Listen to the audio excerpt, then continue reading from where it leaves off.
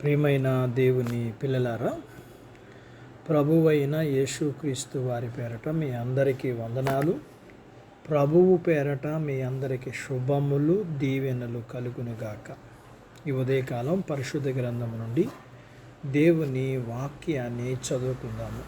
రాజుల 2వ గ్రంథము 6వ అధ్యాయము 16వ వచనాన్ని చదువుకుందాం. అతడు భయపడవద్దు, మన పక్షమునున్నవారు వారికంటే అధికులై ఉన్నారని చెప్పాను. దేవుడు తన మాటలు మనందరి కొరకు దీవించునుగాక. ఆమేన్. ప్రియమైన దేవుని పిల్లలారా, దోతానులో ఉన్న ప్రవక్త చుట్టూ రథాలు, గుర్రాలు, గొప్ప సైన్యం మోహరించారు. అతని దగ్గర ఉన్న యవ్వన సేవకుడు వారిని చూసి, ఇంత గొప్ప సైన్యము బారి నుండి ఇప్పుడు తప్పించుకోవడం ఎలా అని బెంబేలెత్తిపోయాడు. అయితే ప్రవక్తకున్న దివ్య దృష్టి ఆ సేవకునికి లేదు. అంతకంటే గొప్ప సైన్యము, ఇంకా శక్తివంతమైన ఆయుధాలతో వచ్చి తమకు ఏ హాని కలగకుండా కావలి ఉన్న సంగతి ఆ ప్రవక్త చూడగలిగాడు.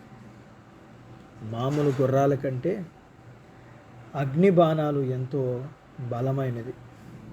ఇనప రథాల కంటే అగ్ని రథాలు చాలా శక్తివంతమైనవి. ఈ కాలంలో కూడా పరిస్థితులు అలాగే ఉన్నాయి. సత్యానికి శత్రువులు చాలామంది ఉన్నారు. వారు చాలా పేరు ప్రతిష్టలు పరపతి కలిగిన వారు, అన్ని విషయాలు నేర్చుకున్నవారు, ఎత్తుగలవారు. వారి చేతుల్లో సత్యం నలిగిపోతుంది. అయినా సరే భయపడవలసిన అవసరం లేదు. దృశ్యమైన అదృశ్యమైన బలగాలు, చాలా శక్తివంతమైన సైన్యం నీతిమంతుల పక్షంగా ఉన్నారు. దేవుడు తన సైన్యాన్ని సిద్ధంగా ఉంచాడు. అవసరమైనప్పుడు వారు బయటికి వస్తారు. మంచితనం, సత్యం పక్షంగా ఉన్న సైనికులు దుష్టశక్తుల కంటే చాలా బలవంతులు. కాబట్టి మన ఆత్మలను లేవనెత్తుకుందాం. తమను కాపాడే రహస్యమైన సైన్యం తమ చుట్టూ ఉందని ఆనందంతో నడుస్తూ వెళుతున్న ఆ ప్రవక్తతోనూ యవ్వన సేవకునితో కలిసి వెళ్దాం. సమస్త భయానికి మించి మనం శక్తిని పొందుదాం. మనం గెలుపు వైపుకే ఉన్నాం. యుద్ధం భీకరంగా జరుగుతూ ఉండొచ్చు, కానీ అది ఎలా ముగిస్తుందో మనకు తెలుసు. దేవుడు తోడుగా ఉన్న విశ్వాసం పక్షంగా బలంగా ఉంది. మన పక్షమున ఉన్నవారు వారికంటే అధికులై ఉన్నారని చెప్పాను. దేవుడు తన మాటలు మన కొరకు దీవించునుగాక. ఆమేన్. ప్రార్థించుకుందాము. నాతో పాటు ఏకీభవించండి. మమ్మలను మిక్కిలిగా ప్రేమించిన మా ప్రియ పరలోకపు తండ్రి, మీ పరిశుద్ధ నామమును బట్టి మీకు వందనాలు. ఈ ఉదయకాలం మీ పాదాల దగ్గర మీ లేఖనాన్ని నేర్చుకోవడానికి మీరు మాకు సహాయం చేశారు. అవును, మీరు మా పక్షమునున్నారు. మీరు మా పక్షముగా ఉండగా మాకు విరోధి ఎవరు లేరు. ఉన్నా అది వర్ధిల్లదు.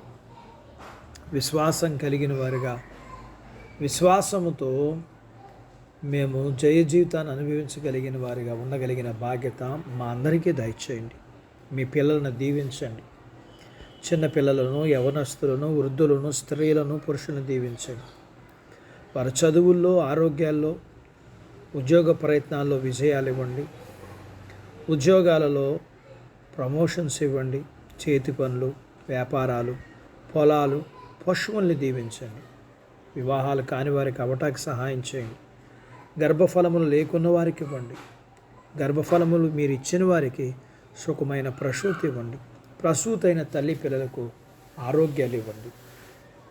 మీ పిల్లల అవసరాలు, సమస్యలు, బలహీనతలు ఉన్న రుణాలను తీర్చి మీ పిల్లల్ని మీరు అన్ని విషయాల్లో ఆశీర్వదించమని, మీరు సిద్ధపరిచిన ప్రతి పరలోకపు భూ సంబంధమైన దీవెనలకు పాత్రలు చేయమని యేసు ప్రభు వారి పేరట స్తుతించి ప్రార్థించి అడిగినవన్నీ పొందుకొని ఉన్నాము తండ్రి. ఆమెన్.